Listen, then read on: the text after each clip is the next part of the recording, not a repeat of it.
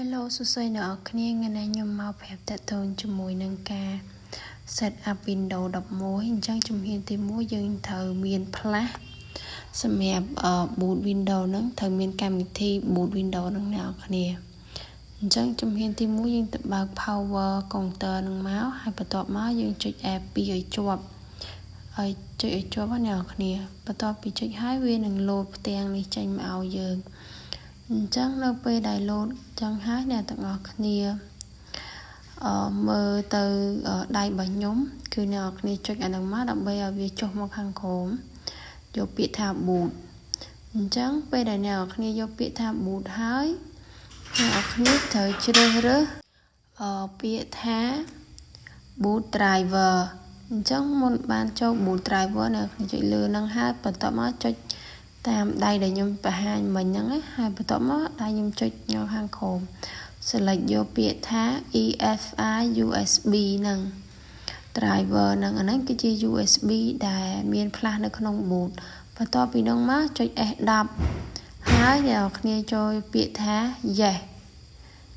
ចុចពាក្យ yes មួយមកហើយបន្ទាប់ពីចុចពាក្យ yes ហើយអ្នកនរគ្នាចុច S12 ឲ្យជាប់កន្លែងហ្នឹងអ្នកនរគ្នាចុច cell ហើយតមកចុច S12 ឲ្យជាប់បន្ទាប់ពីហ្នឹងមកទៀតអ្នកនរគ្នារងចាំបន្តិចវានឹង load មកឡើយដោយសារទូកុងទ័រខ្ញុំអស់ថ្មអញ្ចឹងកន្លែងហ្នឹងវា load មកអ្នកនរគ្នាអញ្ចឹងអ្នកនរគ្នាយកតរ៉ែហ្នឹងមកយក EFI USB តរ៉ែហ្នឹងមកអ្នកនរគ្នានេះចុចលើហ្នឹងមួយមកបន្ទាប់ពីចុចលើហ្នឹងហើយអ្នកនរគ្នាចុចពាក្យថា enter ចុច enter មកហើយរងចាំវាបន្តិចវានឹងដើរឲ្យអ្នកនរគ្នាអញ្ចឹងកន្លែងហ្នឹងវារៀងយូរដែរអ្នកនរគ្នាអញ្ចឹងយើងរងចាំមួយផ្លែតទៅឲ្យវាដើរយ៉ាបន្ទាប់ពីដើរមកវានឹងចេញពាក្យ select អក្សរ language setting អញ្ចឹងអ្នកនរគ្នាកន្លែងហ្នឹងបើចុចអីផ្ដេសផ្ដាស់ទេអញ្ចឹងចុចពាក្យថា next មកយកទាំងពីរហ្នឹងមកកន្លែងនេះselect keyboard setting អញ្ចឹងកន្លែងហ្នឹងអ្នកនរគ្នាត្រូវយក system administration អញ្ចឹងអ្នកនរគ្នាចុចលើហ្នឹងមួយមកតាមម៉ៅដែលខ្ញុំប្រាប់ហ្នឹងហើយបន្ទាប់មកចុចពាក្យថា next បន្ទាប់ពី next ហើយអ្នកនរគ្នានឹងឃើញផ្ទាំងមួយទៀតវានឹង load មកអញ្ចឹង I would like to install Windows 11អញ្ចឹងខ្ញុំ install Windows 11អញ្ចឹងអ្នកនរគ្នាចុចពាក្យ crease នៅខាងក្រោម agree នឹងមកហើយបន្ទាប់មកចុចពាក្យថា next បន្ទាប់ពីចុចពាក្យថា next ហើយអ្នកនរគ្នារងចាំវាបន្តិចវាកំពុងតែដើរបន្ទាប់មកវានឹង load ផ្ទាំងនេះមួយផ្ទាំង Windows ហ្នឹងអញ្ចឹងអ្នកនរគ្នាចុចពាក្យ access មកនៅខាងក្រោមហ្នឹងមកហើយអ្នកនរគ្នា scroll មើលទៅថាមានអីអត់បើអត់មានទេអ្នកនរគ្នាអាចចុច accept បានអញ្ចឹងកន្លែងហ្នឹងនៅពេលដែលអ្នកនរគ្នាចុច accept ហើយវានឹងលោតផ្ទាំងមកមួយទៀតអញ្ចឹងអ្នកនរគ្នារងចាំបន្តិចទៅគឺកន្លែងនេះគឺជាdelete drive យ៉ាអ្នកនរគ្នា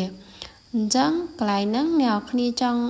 delete ចុចលើនឹងមួយហើយចុចពាក្យថា delete នៅប៊ូតុងខ្វែងខាងលើអ្នកនរគ្នាអញ្ចឹងសម្រាប់ខ្ញុំគឺខ្ញុំលុបទាំងអស់ខ្ញុំទុកតែ drive C មួយទេបើសិនជាអ្នកនរគ្នា set up Windows ត្រូវតែលុបឲ្យអស់ហើយ copy ទិន្នន័យរបស់អ្នកនរគ្នាចូលទៅក្នុង flash មួយទៀតកុំឲ្យវាបាត់អញ្ចឹងកន្លែងហ្នឹងខ្ញុំលុបឲ្យវាអស់ហើយខ្ញុំទុកវាតែពីរទេដើម្បី set up អញ្ចឹងអ្នកនរគ្នាយកខាងលើហ្នឹងមកហើយបន្ទាប់ពីហ្នឹងអ្នកនរគ្នាមើលថាមួយណាខាងក្រោមគឺ USB របស់ខ្ញុំទេហើយខាងលើគឺជា drive C របស់ខ្ញុំនេះដែលខ្ញុំឆ្អនមកបន្ទាប់មកចុច next បន្ទាប់ពីចុច next ហើយអ្នកនរគ្នានឹងឃើញពាក្យថា install Windows 11 home ចុចពាក្យថា install បន្ទាប់ពី install ដល់កន្លែងនេះវារងចាំប្រហែលជា5នាទីដែរអ្នកនរគ្នាសម្រាប់ក្នុងការ install Windows 11តែសម្រាប់ខ្ញុំដោយសារខ្ញុំវីដេអូអញ្ចឹងខ្ញុំកាត់រៀងខ្លីៗអញ្ចឹងទៅវារៀងលឿនបន្តិចអ្នកនរគ្នាអញ្ចឹងប បន្ទាប់ពីជំហានដែលវា set up រួចរាល់ហើយវានឹង load មកផ្ទាំងពណ៌អញ្ចឹងឲ្យអ្នកទាំងអស់គ្នាឃើញណាអញ្ចឹងវាកំពុងតែរ៉ាន់ដើរ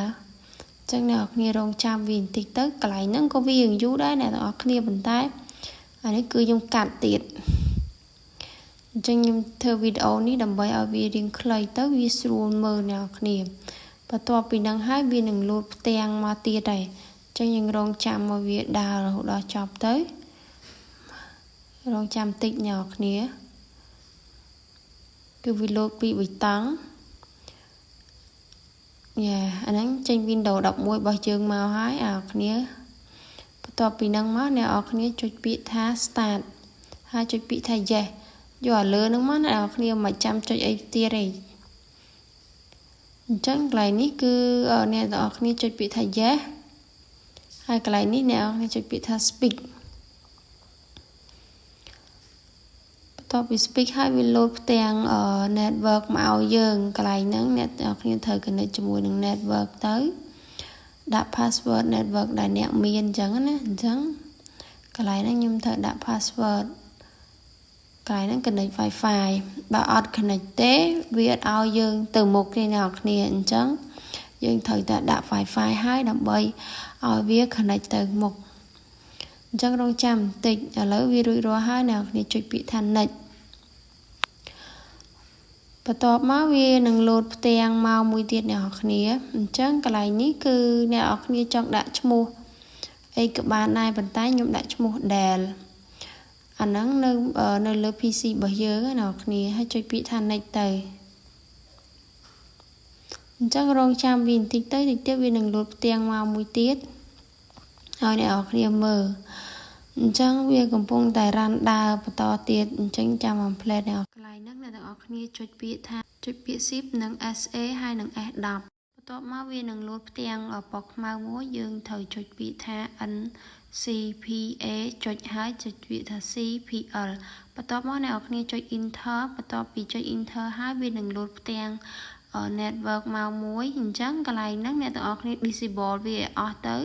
បន្ទាប់ពី disable វាហើយអ្នកនរគ្នាចូលទៅផ្ទាំងពណ៌ខ្មៅនឹងវិញដដែលបន្ទាប់ពីចូលហើយវាអ្នកនរគ្នាវាយពាក្យថា OWBE/BYPASSNRO បន្ទាប់ពីអ្នកនរគ្នាវាយពាក្យហ្នឹងហើយអ្នកនរគ្នាត្រូវតែចុច enter អញ្ចឹងរងចាំបន្តិចទៅចាំខ្ញុំទៅសេហើយខ្ញុំនឹងប្រាប់ថាចុច enter នេះអ្នកនរគ្នាសេហើយចុច enter មួយពងមកហើយវានឹង load បែបនេះមកឲ្យអ្នកនរគ្នាអញ្ចឹងវាកំពុងតែដើរអ្នកគ្នារងចាំវាបន្តិចទៅកន្លែងហ្នឹងវាយូរដែរអញ្ចឹងបន្ទាប់ពីរងចាំវាឲ្យវាដើរសិនមកអ្នកគ្នាឲ្យវាដើរកន្លែងហ្នឹងខ្ញុំកាត់ខ្លះដែរអ្នកគ្នា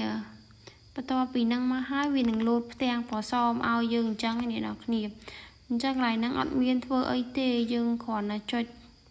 ពាក្យ yes ទៅបានហើយអត់មានចុចអីទៀតទេចុះអ្នកគ្នាចុចពាក្យថា yes មករងចាំវាបន្តិចហើយកន្លែងនេះអ្នកនរគ្នាដូរអត់យក USB ទៀតទេអ្នកនរគ្នាចុចពាក្យថា stay international ហើយចុចពាក្យ yes បន្ទាប់ពីហ្នឹងមកអ្នកនរគ្នាចុចពាក្យថា keep បន្ទាប់ពី keep ហើយកន្លែងនេះគឺអ្នកនរគ្នាចុចពាក្យថា down internet ព្រោះខ្ញុំអត់ត្រូវការដាក់ទៀតទេកន្លែងនេះគឺដាក់ឈ្មោះមិនដែលទៀតទេអ្នកនរគ្នាដាក់ឈ្មោះផ្សេងអញ្ចឹងខ្ញុំដាក់ឈ្មោះថាយ៉ាចុចពាក្យ next មកកន្លែង password ខ្ញុំអត់ទាន់ចង់ដាក់ password ទេគឺខ្ញុំចុចពាក្យថា next បន្ទាប់ពីហ្នឹងមកអ្នកទាំងអស់គ្នានឹងឃើញផ្ទាំងមួយនេះអញ្ចឹងអ្នកទាំងអស់គ្នាគ្រាន់តែចុចពាក្យថាsub នៅខាងក្រោមពណ៌ខៀវហ្នឹងមកបន្ទាប់ពីហ្នឹងមកអ្នកនរគ្នា set up Windows រួចរាល់អស់ហើយអ្នកនរគ្នានឹងចេញ Windows 11បន្ទាប់ពីហ្នឹងអ្នកនរគ្នាចូលទៅ control panel ណាចុចលើម៉ៅដូចដែលខ្ញុំបានបង្ហាញហ្នឹងបន្ទាប់មកវានឹង load ផ្ទាំងហ្នឹងហើយអ្នកនរគ្នាចុចកន្លែងទី3ដែលខ្ញុំម៉ៅចុចហ្នឹងមកបន្ទាប់ពីហ្នឹងមកចុចនេះតាមម៉ៅដែលខ្ញុំចុចហ្នឹងបន្ទាប់មកកន្លែងនេះអ្នកទាំងអស់គ្នាចុចម៉ៅស្ដាំហើយយកពាក្យថា disable ទាំងពីរអ្នកគ្នានៅ ចាំឲ្យវាដានតិចហើយនេះក៏ចឹងដែរចុចពាក្យថា disable ដូចគ្នាអ្នកនរគ្នាបន្ទាប់ពីហ្នឹងហើយគឺអស់ហើយអ្នកនរគ្នាគឺ Windows